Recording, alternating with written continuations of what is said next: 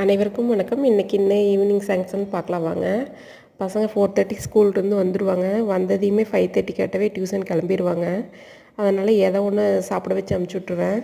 இந்த ஜூஸ் பார்த்திங்கன்னா பெரிய நெல்லிக்காய் பவுட்ரு ஒரு வாரத்துக்கு முன்னாடி செஞ்சதுங்க. இது கூட நாட்டு சக்கரை கொஞ்சம் போட்டு ஒரு 1/2 டம்ளர் தண்ணி, நிறைய ஊற்றினாலும் ரொம்ப குடிக்க முடியாது, ஒரு 1/2 டம்ளர் தண்ணி ஊற்றி பீட்ரூட் கலந்துருக்கனால கொஞ்சம் இனிப்பு சுவையோடு தாங்க இருக்குது, நல்லா இருக்குது. நீங்கள் வேணால் ட்ரை பண்ணி பாருங்கள்.